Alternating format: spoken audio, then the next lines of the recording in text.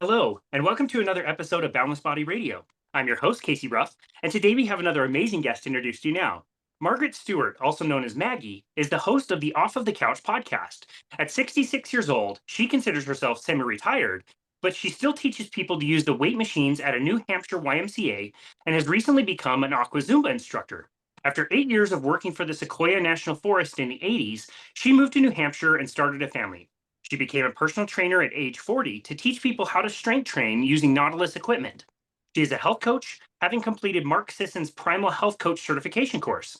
She shares her message that a small but consistent exercise practice that includes weight training, along with eating real food, will allow people to enjoy their later years.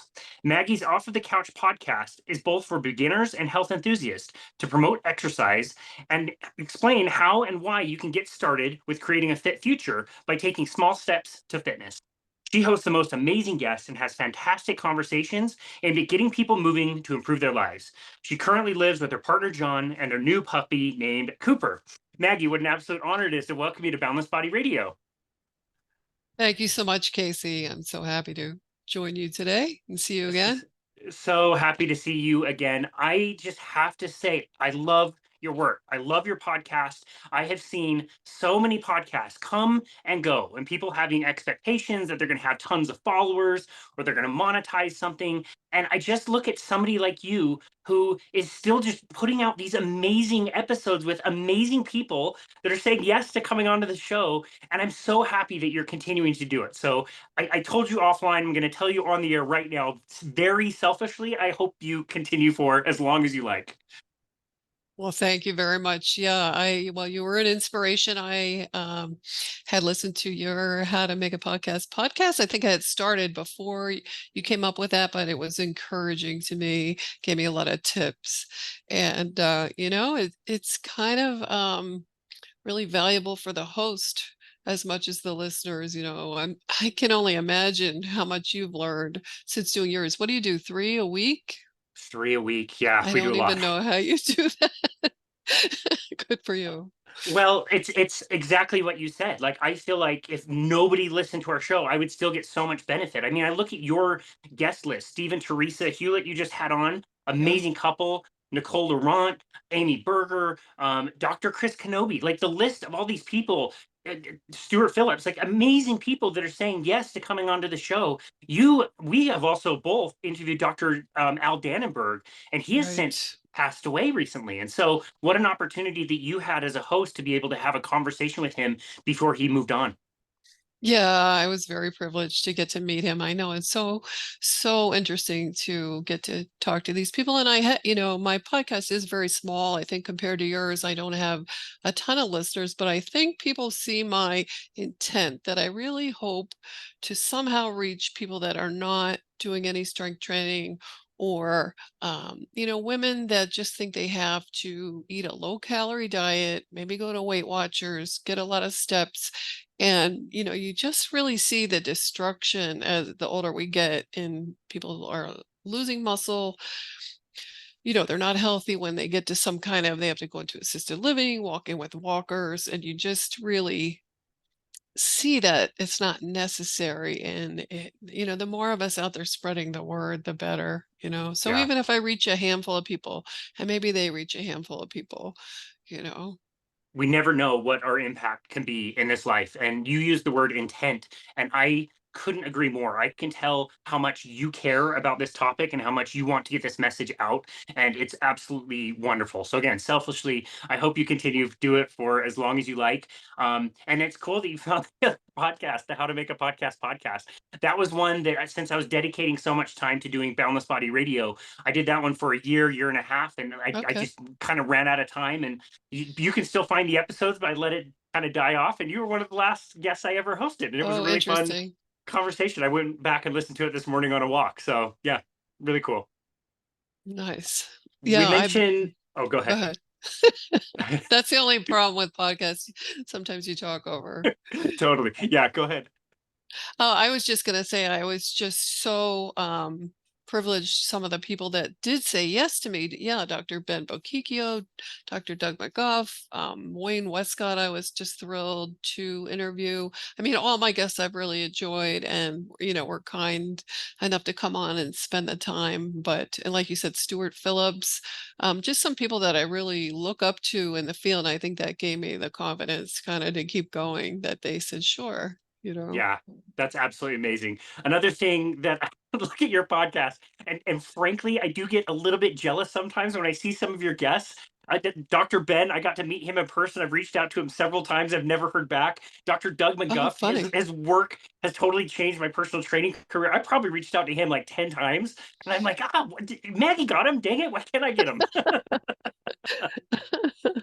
Oh, that's Yep. fantastic. What does it mean to you when some of these people that we kind of look up to as our heroes say yes? Like I'll never forget. I thanked him for this every time I see him. Dr. Bill Schindler, when we had no downloads, nothing going on. He was one of the very first people I reached out to, and I remember like word for word, Casey, I would love to be on your podcast. He didn't care. He didn't care that we didn't have downloads and a huge reach. What does it mean to you when you're seeing some of these people say, "Yes, I'd love to be on your show"? Yeah, it really means a lot to me because, other people have said no, and you could tell that they, checked how many listeners or how good is my social media, which, I'm not super skilled at social media.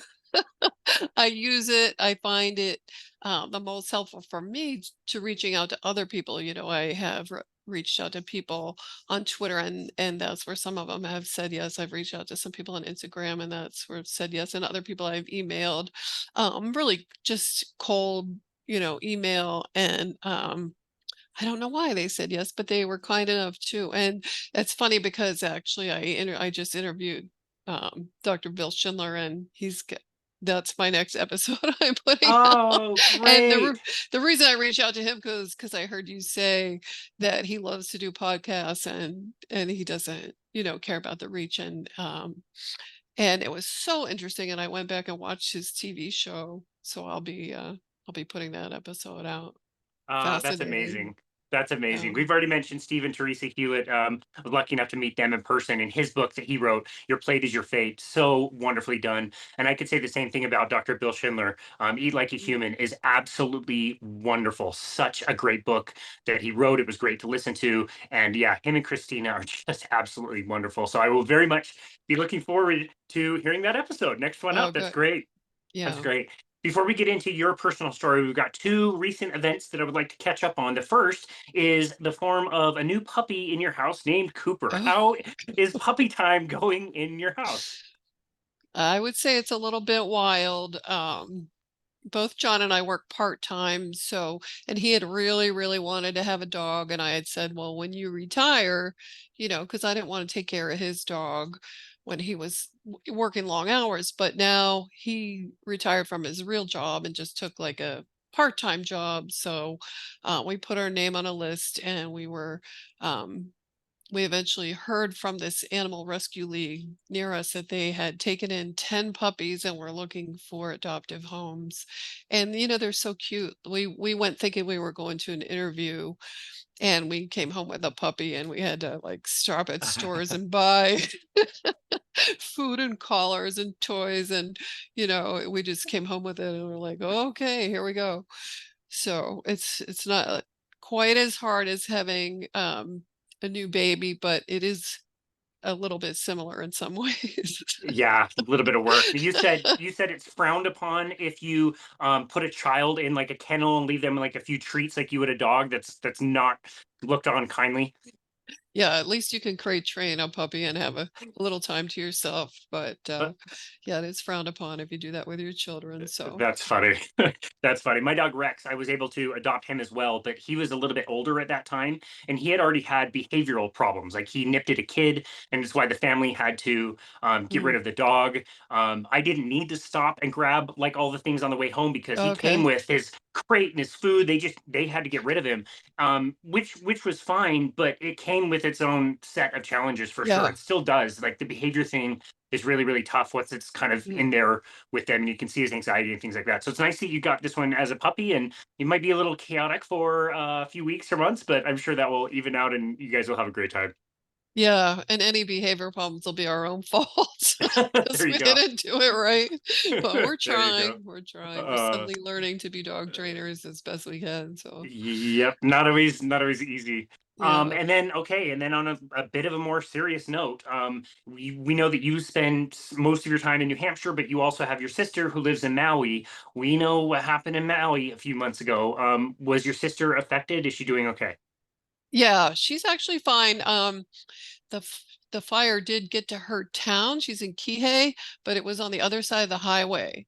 So, but Lahaina is only like half an hour away, and as you know, it was completely totaled. So, no, my sister was fine, and luckily I had texted her about something silly, some TV show we were both watching. I knew, and then I heard about the fires, and I already knew she was okay, or she obviously would have mentioned it, and I checked back with her, and her town was completely fine, but yeah, it's the island is kind of traumatized. I'm Yeah. sure. I'm sure some of those pictures and videos were absolutely horrific and shocking. I can't imagine what it would be like to be anywhere near there. But like, I've spent a limited amount of time there, but enough to know that the people of Hawaii and the people of Maui specifically will definitely kind of come together and bond together and help get everybody through. Have you seen that yourself? Oh, definitely. Yeah. And it was funny. I was interviewing a woman who lives on the island that week. And so it was actually that day that she goes by Maui Meat and Fitness 1961. And her name is Holly, and she could see smoke from her driveway. And she was like, well, I'm okay. I don't think it's going to come up here. But she was, um, getting a little nervous. So we were actually speaking the day after Lahaina burned. And then, yeah, and I think if I hadn't gotten a puppy, I might have considered going to help out. I could have stayed with my sister, Yeah. the timing wasn't there. Yeah, I've been to Lahaina many times, and to picture it just being flattened like that is pretty shocking. But they will Yeah. come together. They Yeah. and you just want to see that people don't come in and buy that land cheap and put up touristy stuff. I Yeah. mean, it's a very special place. Yeah, it just had that kind of like old town kind of feel with all the shops and beautiful places by the beaches. That old tree. Do you know if the tree Yeah, survived? the banyan tree. I think it did. It looked pretty Okay. bad in the following days, like the leaves were black, but I think that it did survive. I mean, from what I've seen, I'm not sure. Yeah, I'm gotcha. sure it'll definitely come back because the roots, are underground and the fire just went over it, but hopefully it'll Mm, just leaf out again. I know the banyan tree is such a landmark. yeah, it really is. And speaking of trees, that was a really good segue. You kind of got into fitness because of trees. I know you always wanted to be in the Forest Service, and you made your way out west. Can you tell us your story and how you got kind of interested in fitness and health to begin with? Oh, okay. Yeah. I ended up going to college for forestry. I just really liked being outdoors, and somehow I fell into that particular major. And then the thing to do was apply for seasonal jobs. When I graduated, there weren't a lot of full-time positions, but there were seasonal jobs all over the country. And I ended up at the Sequoia National Forest in California. And excuse me, I worked there seasonally for about 8 years. I actually had kind of a permanent seasonal position, and I worked in different departments. And one summer, my position wasn't really funded, so I got to kind of pick a job, and I went to work on a fire engine. And you had to do some specific requirements, including you had to do, I think it was 25 push-ups and 7 pull-ups. And I went to the gym to see how many pull-ups I could do, and it was 0. So I lowered myself down. I started with that, and then I was in my early 20s. So by the time I went to the job, I think I could do 4, and they were pretty impressed with that because the other people on the crew were men, and and I think a couple times I was able to do the 7, and then I kind of let it go. And I cannot do any pull-ups right now. I'm hoping to work my way back up to doing them. I'm working with that the pull-up machine where you can counterweight it, and I have a ways to go, but I'm making progress. Cool. Yeah, but there was a fitness culture. You had, if you wanted to go on to help fight fires when they popped up, you had to pass a certain fitness test, the step test. They measure your heart rate, make sure you weren't going to keel over of a heart attack when you were out on the fire line, and it was extra money and it was big excitement. So we all kept in shape, and and then we would keep in shape in the off season because it snows in the Sierras. There's not a lot of work there in the winter. Usually you're laid off. But we would keep in shape in the off season so that, when we went back to work, we would be able to be on the fire crews. And I just really developed that habit, the fitness habit. You felt better, you know, and then when I had to have a career change when I was hitting 40, I wanted a little more flexibility. I had a couple kids by that time. That's when I decided to become a personal trainer. Actually, at the time, my sister's husband was a personal trainer, and I thought, well, that's a good idea. And he kind of gave me some advice, and and I became one at 40. So sounds it might sound old to you, but looking back, now, the time goes by, and so now, and I didn't work as a personal trainer the whole time. I have had different jobs, but when I retired, I decided, I definitely wanted to um, keep doing the fitness thing. It's always been something I've been passionate about, even, if I haven't been working in it all the time. So Yeah, very interesting. So if we go back to when you first got interested in fitness, these are very, very different times than today. And I think we still struggle with this today. But what was the state of weightlifting back then when you were getting started, especially for women? it was kind of unusual. Um, It was kind of unusual for women. I think I had some college roommates that did it in I think it was 1977, and everybody thought they were really crazy. They had a weight bench and they ate a lot of egg whites and um, built muscle, and everybody was like, "That's weird. Women don't do that. What are they doing?" They were just kind of considered very strange. But then it was only a couple years later, and I was at the main campus of Penn State, and they put in a brand new studio with Nautilus, and it was sparkling clean, and both women and men um attended it, and they gave me a tour, and I was really impressed, and ended up joining one when I moved to California when I wasn't living up in the mountains. There was a similar one that I was able to join. And so so it's more the late 70s that women started coming into gyms and fitness centers. And of course in California, they're a little, I think, ahead of the rest of the country, although New York City as well. Um, that women found that they could also do weight training to, slim down or, you know, stay in good shape, Yeah. and became popular for women as well as men. But it was a very clean studio kind of thing. Was it the same kind of stigmas back then about women and weightlifting that they wouldn't want to do it more because they didn't want to get bulky? I think that has always been a thing. Got it. Yeah. And even then, like, this was like a nice, clean machine circuit, beautiful locker rooms, that kind of thing. Women, we would wear like leotards, I'm not sure why, and tights and stuff, dancer tights. Um, and yeah, they stressed that you were not going to get bulky. So it was quite a bit later, I think, that women were commonly in actual weight rooms with like free weights.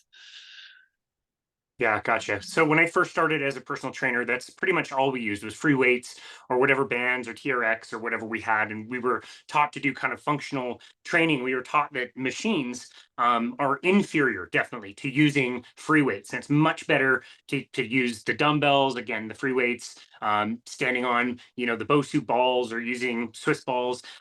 You've not only mentioned machines, but you've mentioned specifically Nautilus machines. There's something really special about Nautilus machines in particular that I always like to kind of call out. Can you explain why it's not necessarily true that using machines is inferior to using free weights? And can you explain why Nautilus equipment is particularly special? Well, Nautilus was designed, as you know, by Arthur Jones, and it was he figured out like the exact angles so that you could work one muscle at a time and not injure yourself and get the most benefit from each individual exercise. Now, most gyms today probably don't have Nautilus, but you can still use like the same type of workout and, get all the benefits. And you can get those benefits with the bands, with the dumbbells, with the body weight, um, with your TRX, whatever. But the nice thing about the machine circuits is really that you're not going to injure yourself. You're working one muscle at a time, and you're seated, and you don't have to worry about like balance or you know tweaking anything. You're much less likely to get injured. They're all going to be effective. But that's why I really do like the machine circuits, and I followed, as you did, Dr. Doug McGuff, Body by Science, and and then I was lucky enough to catch one's podcast came out, Lawrence Neal's podcast that is for personal trainers. And he went through all that whole history of Nautilus and interviewed people that knew Arthur Jones and told all the crazy stories about the man and his quirks and probably his genius as well, and how he invented it. But at the time, I just kind of fell into it. It was a nice studio, and I just found that, of course, I was in my 20s, but that in 12 weeks, I could really just make progress. And if I had been maybe gaining a little weight, I firmed everything back up. And um, it was just kind of simple, doesn't take as much time. It was well before like CrossFit and before women were hanging out in the most of the free weight rooms. But I just learned it, or I was lucky enough to learn it early. Yeah, very lucky. That's amazing. Yeah. It was much later in my career that I came across some of those principles. And I don't train exclusively in that way, but again, remembering those certain principles that they talked about can be leveraged. And you brought this up just for the listener. Don't think that if you don't have access to the very best machines, Nautilus equipment, don't think that you can't use the other things that Maggie and I have already mentioned, like using bands. You can order a set of bands on Amazon. $30, you can have incredibly hard workouts doing that. What Maggie's describing, this is kind of difficult to describe, but what Maggie's describing is on certain lifting patterns, there's places where you have a lot of mechanical advantage, and there's other places where you don't have very good mechanical advantage. And so, for the listener, again, if you're thinking about a bicep curl in particular, I think this is the best example. When you're at the bottom or when you're at the top, the weight to you is going to feel the lightest. You have the most advantage. When your elbows are at 90 degrees, that lever is as far out from the fulcrum as it's going to be. That's when it's its heaviest. So if you could control the strength curve and make it feel lighter here at 90 degrees and heavier at the top or at the bottom, well, that would be a much more consistent strength curve for that particular exercise. So this is also where I do think bands are a wonderful tool, because bands, as you're pulling them, as you're pushing them, the further out or in you go, depending on what you're doing, they're getting harder with you as you're lifting. So it's different than lifting weights. Thank you for explaining that. And then it was named Nautilus because of that whole Nautilus shell, right? It was like the cam that as you explained, different tensions, different angles, and Yeah, yeah, totally. And it was Dr. Doug McGuff's and John Little's book, Body by Science, to help me understand that. Before then, if you'd have asked me what the difference between a Nautilus machine and another brand of equipment, I would not have been able to tell you. I don't think there's any difference. When that was explained, it's like, oh, this is actually engineered quite a bit differently. But again, for the listener, don't think that any of that is prohibitive of you getting great results with very, very simple equipment with a few simple lifts and a little bit of know-how. I do want to know, since you've been doing this for so long, has the protocol changed very much? Like the way you lift weights, is it vastly different now than when it was when you first got started? No, I actually do the exact same thing. And as much as I have interviewed people that use slow training, like Dr. Ben Bokikio, I think he uses like maybe 10 seconds each way, and some use time under load, 90 seconds. But honestly, it was so ingrained in me at the Y, lift for 2 seconds, lower for four. I think the most important thing is that you tire the muscle, and I think what I've seen a lot of women do wrong is they're taught to use the machine and then they do 10 reps and then they move on to the next one and they do 10 reps and then they move on to the next one and they do 10 reps. And I'll say, is that as many as you can do? Like, could you do more than 10? And they're like, oh yeah.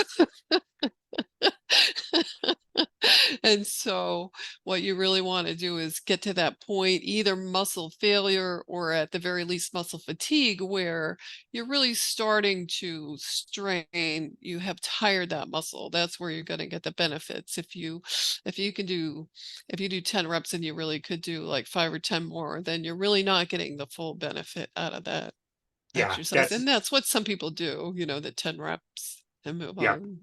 Yeah, but and so like that type of movement, the person that's doing the 10 reps and then finishing, like that's fine, but you're also not sending a strong enough signal to your Right. body to actually get stronger and build muscle. Like as I understand it, the body is abhorrent to use a bunch of calories when we've lived, for millions of years in probably a caloric deficit. And so it doesn't want to just use more energy and make more things that it doesn't have to. And so by pushing yourself to that level of depth, that's when you get the more strong signal for your body that it says, well, we really have no choice. We have to get stronger. We have to build up muscle and bone density and connective tissue. Is that the way you understand it as well?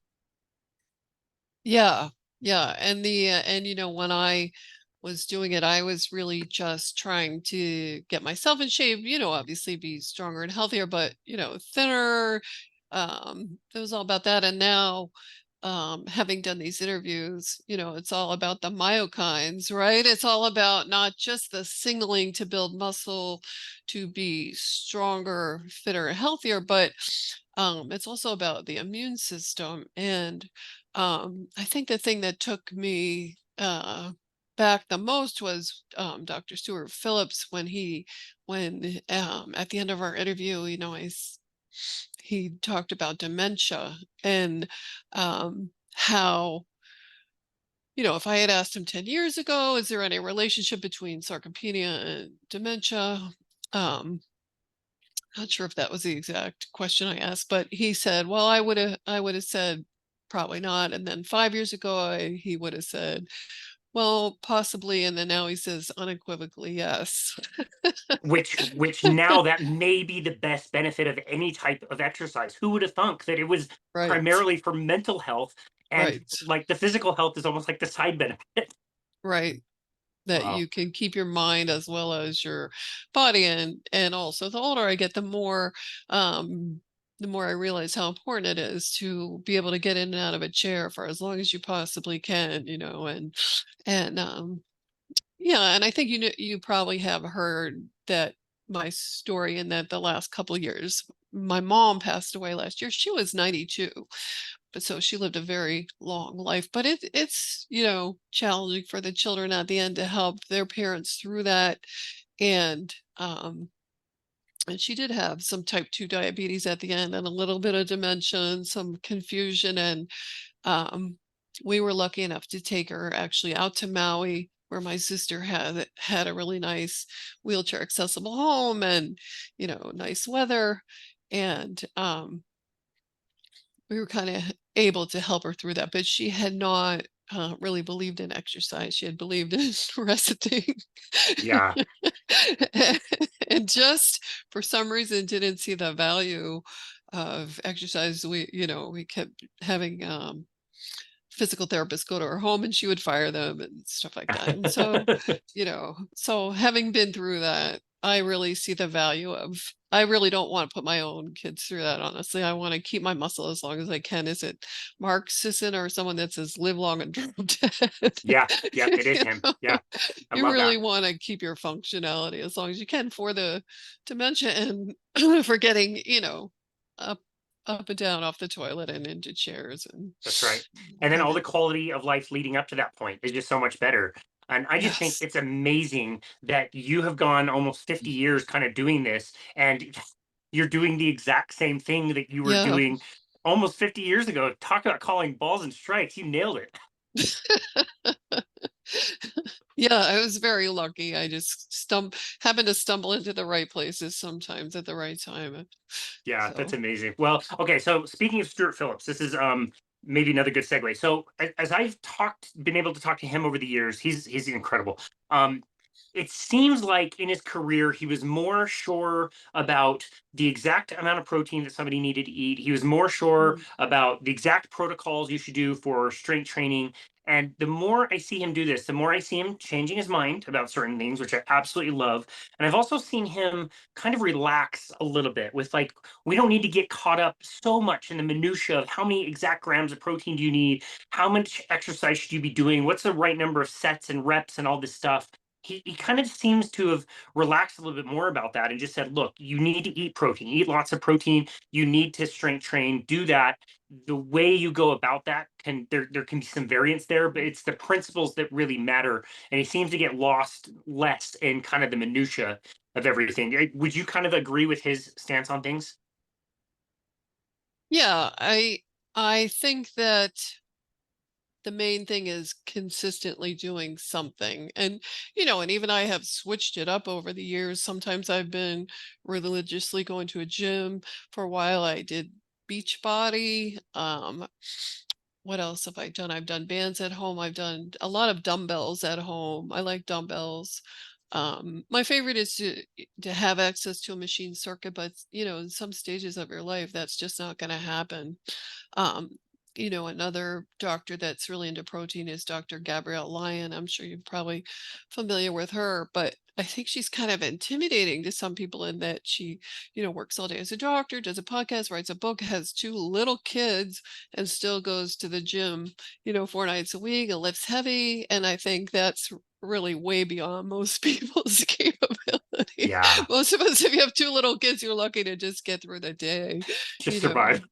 Yeah, so if you just have maybe a little beach body workout you can pop in at home or some bands or some dumbbells at home with a YouTube video or yeah, there's some good body weight exercises too, but most people that have two small children are not going to make it to the gym 4 nights a week. It's pretty unlikely unless they have really good childcare at the gym. Yeah, that's right. Intimidation is a really good word to use there. And you used two terms earlier that I don't want to pass this up. I love the way you talk about this. And I'm curious to hear your answer. I think I'm going to end up agreeing with what you say here. Difference between muscle exhaustion and muscle fatigue. Can you explain the difference between those two things and how you value each of those, especially in the context of either the time that it takes to do the workouts during the week, or even again that intimidation of like muscle exhaustion might be so difficult that a majority of people might not ever want to do that. Yeah, I think, the people that are able to go to some of these fitness studios with machine circuits that have a personal trainer, and that trainer will be able to convince them to do those extra reps until they are at um, they've exhausted the muscle failure, or at least very close to muscle failure. And and then they're gonna be able to maybe go once a week because they're gonna need that more recovery. And I've usually taught people to go to muscle fatigue, like just a couple reps shy of muscle failure. You really do need to tire that muscle to get those benefits. But I think you're gonna be less sore, and it's really not a big difference in time other than if you just go to muscle fatigue, you probably need to work out at least twice a week. Where if you go to muscle failure, you might be able to get away with once a week. but you might be more sore. Yeah. And I think I think a lot of um that's like an attitude. There are people that think that's great. I'm really sore. I must have had a really good workout. And as long as they feel good about that and like that, I think that's okay. But I think most people are busy, and pain is a signal that you're doing something wrong in those cases, and you're going to try to talk yourself out of continuing that workout if it hurts. So Yeah.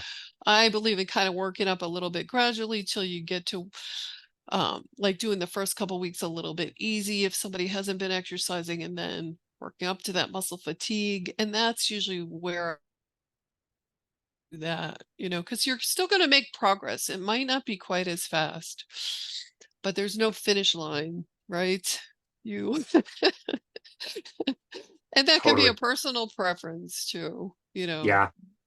Totally. Yeah, I think of it as like if I can push somebody to a 10 out of 10 and they're going to hate life for the next 3 days, not be able to get out of bed, maybe it'd be more beneficial to push them to an 8 or a 9. Let's make sure their form is still perfect. Let's take them as Yeah. far as they can without breaking form, but let's not push like way over that limit to the extent that they're again not going to want to do that. Do you notice that people are still able to get really good results even if they're not going to absolute complete exhaustion every time?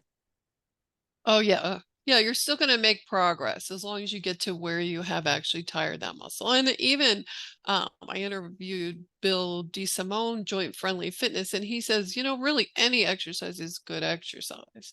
But I think for a lot of people, that place where you hit muscle fatigue, but not necessarily muscle failure is a good goal, and to do that a Cool. couple times a week. Yeah, I really appreciate that. That's a very thoughtful answer. So, on that note, any exercise is beneficial. How do you value cardiovascular exercise? Or I always want to correct myself when I say that. Doug does a great job in the book talking about like how we even got to call quote unquote aerobic exercise like cardiovascular training. Um, what, so the question is like, how do you value aerobic training versus resistance training that we've been talking about this whole time? Yeah. Well, I think most people have the wrong idea. They think they have to do an hour of hard aerobics, or at least that used to be the thing women would always want to do, step aerobics or some hour-long aerobic program at probably mostly too high of a level. I think you can do I think it's still valuable. I think if you're going to prioritize one, probably I would pick the strength training, but I think that the cardio is really, proven to have good benefits as well. But I think most people try to do it too hard. And it's funny because when I was interviewing Doug McGuff, so I've admitted my age, but last year I turned 65, and it was a big shock. I was becoming a senior citizen. And so, he talks about like people that do these Johnny Quest things, right? So we decided that we would do a half marathon. I had never done one. I run like 5Ks, and I had done I think one or two 10Ks, and mostly 5Ks for a good cause with my friends and stuff. But we decided we would do a half marathon. And I did finish it. I was very, very slow, but I developed like some muscular issues in my hip, and I had to go to physical therapy, and it's Oh like, no. well, maybe running, but I mean, some people love running. I think the thing with cardio is if there's something you like to do, that's great. If it's like a hobby, something you enjoy, then you should do it. Otherwise, maybe just find something you like to do, but maybe aim for that like 20 minutes 3 times a week. Or walking is actually very, very beneficial, as you know. Yep. And I'm sure now that I have a puppy, I'll be doing a lot of walking. And that was You actually better be. yeah, that was actually kind of part of our reason for getting it. We both decided maybe we weren't really runners, and walking a dog would be really good. That's great. Wow. That's great. Well, okay, so I agree with you. I think resistance training is if you can do one or the other, or if you have to choose between one or the other, I would go towards resistance training. This could be because I'm terribly biased. You mentioned aerobics, and you just accessed a memory out of Ugh, long-term memory for me. When I was a kid growing up, I'd always turn on the TV to PBS to watch.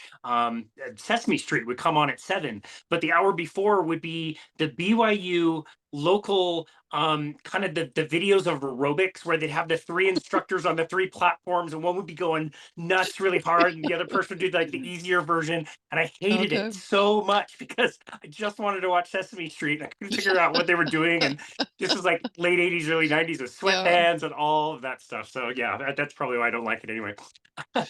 right. They look pretty ridiculous looking back. Totally. Okay, well, that's I think a great summarization of exercise and resistance training.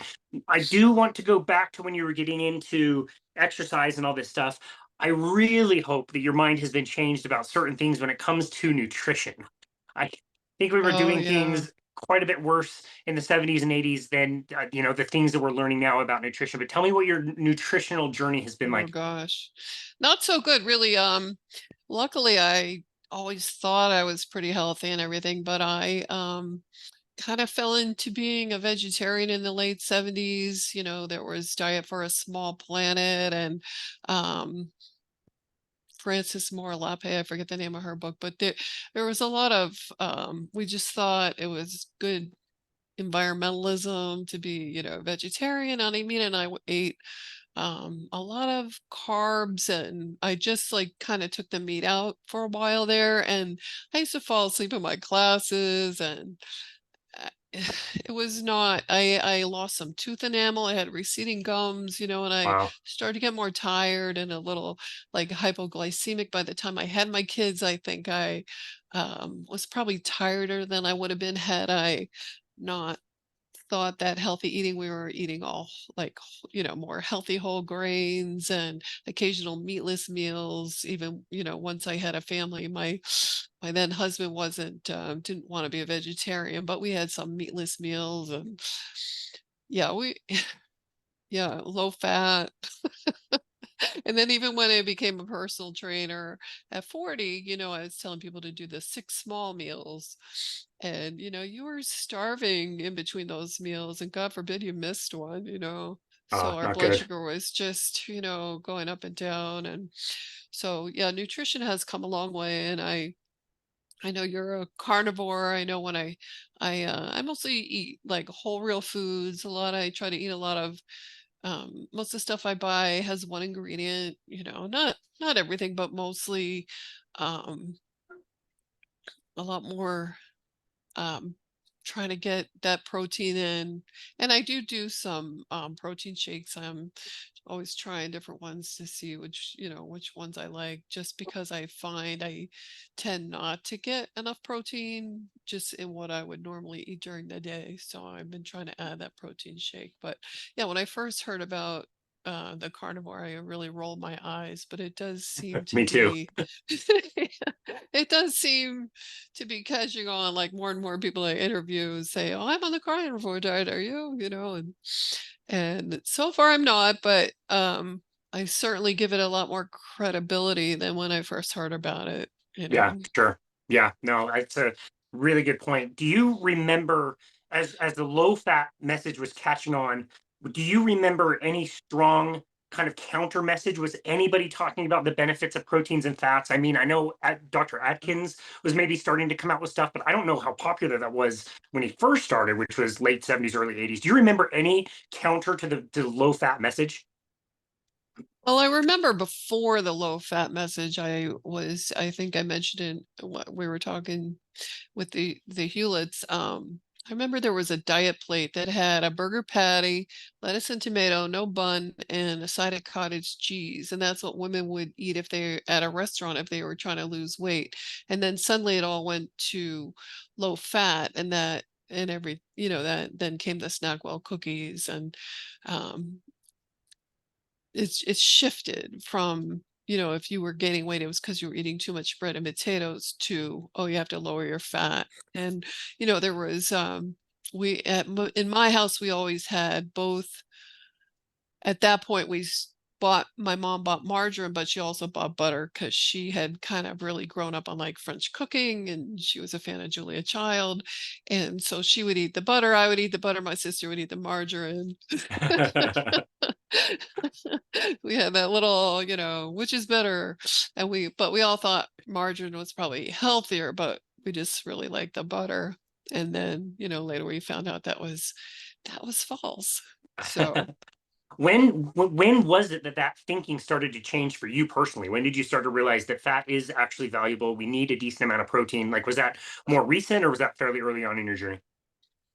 yeah, that was probably more recent. I was big on the low fat bandwagon, and I, got my other friends to lower their fat, by the yeah, lower fat products, unfortunately. Except I did buy real butter, but then we went through a phase where we thought we were making butter healthier by mixing in canola oil. And so that was a mistake. But so it was probably more recent. The main thing I think that woke me up is when I remember reading Wheat Belly, and I think that was what, 2013, maybe 2014. I think that's when I started to realize I had been wrong, and that's when podcasts, um, I think I listened to Ben Greenfield, and he was starting to become fat adapted for his triathlons, and I think that's when I kinda woke up to it was about 2013, 2014, and Yeah. started to, get rid of the bread out of my diet, which, I've brought a little bit back recently because we have this really good bakery here in town that has the fermented sourdough, Oh, you know, fantastic. but, yeah, that's when I woke up to the fact that all my wheat and pasta was probably not the best for me, and that the fat we had been given the wrong information. Yeah, it's a shame from like looking around and seeing how wrong we got that message and all the damage that we have done and all the money that's been made for the food companies and the medical establishments. It's really unfortunate. And then to consider like these people are already making so much money. Of course, Coca-Cola is going to tell you that you need to exercise, and they're going to invest millions and millions of dollars into advertising the exercise kind of movement. It's not necessarily that they want you to go and be healthy and exercise, it's that they want to distract the conversation so that people don't Yeah. understand that what they're eating has a huge impact. Yeah, it's hard to talk people out of, counting their calories, I think. Yeah, really is. Okay, so protein. Let's talk about protein. I know this is a huge priority for you. What recommendations do you have when it comes to protein? Is there certain amounts we should be looking for? Is there certain ratios of protein to fat? You asked me that on your show when you Oh, interviewed me. I'm gonna turn around and ask you again. Is there a major difference between animal proteins, fat proteins? Like, what are some of your thoughts around the importance of protein? okay. Well, I'm not really a nutritionist, and, but I was, kinda influenced by I actually am one of the few people that kinda like the My Plate, and I know, don't turn off the podcast till I explain. I like that you can eyeball, and really what it was more was, instead of quarters, cutting the plate in quarters, it was more in thirds, was the trainer meals. You had a protein, a carb, a starch, and a vegetable.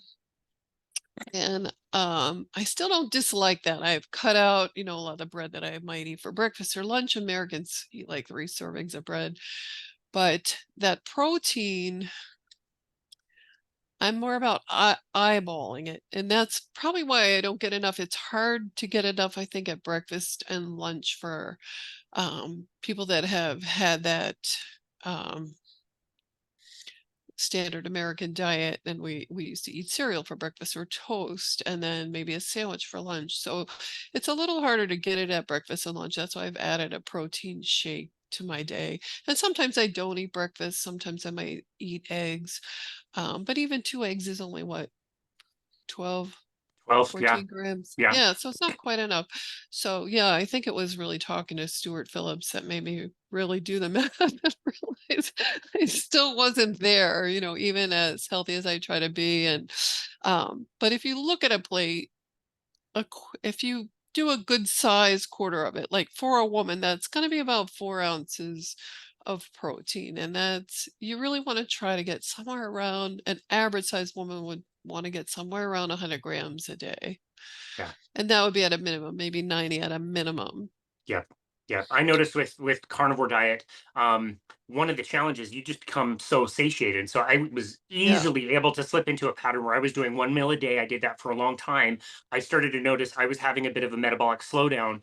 And I Uh-huh. think it's because it's a challenge to get that much protein in. And so, I added a second meal. I tried to do eggs in the middle of the day before we started this conversation. I was able to eat 7 of them. So that's a decent amount of protein there. But I feel so satiated right now. I'm gonna have really good Yeah. energy. That means I might not be able to eat as much at dinner time. So it's challenging for me to get enough protein. It's Yeah. challenging for you, you just said, to get enough protein. You've been concentrating on this for a long, long time.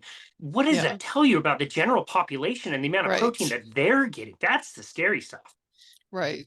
You know that they're not getting enough.